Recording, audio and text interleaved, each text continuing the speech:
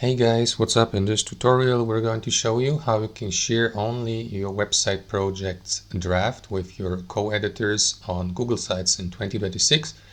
So let us get started. So head over to your website project on Google Sites. Let me go with that one here and let me return to the home page really quickly.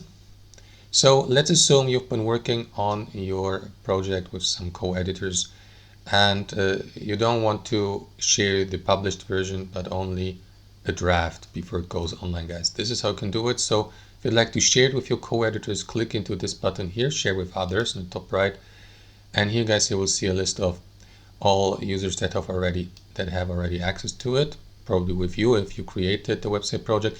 And if you'd like to invite users or co-editors to work with you on the project and grant them access, simply enter the email addresses here, for example, or usernames. And after that, send the invitation by clicking into done. Now, what is important here, guys, is that you set an accessibility, for example, for the invited co-editors, and make sure that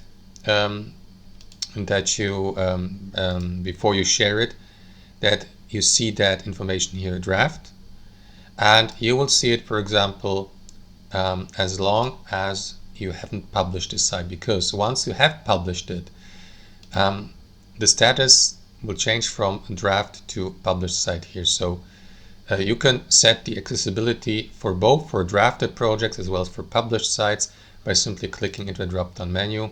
And if you'd like to simply share a draft, don't publish the site yet, and decide whether you'd like to give access through a shareable link or restrict the access, for example, by clicking into remove link, because as you can see, editors will have access to the site a draft through that link. So if you'd like to remove that, simply click into it.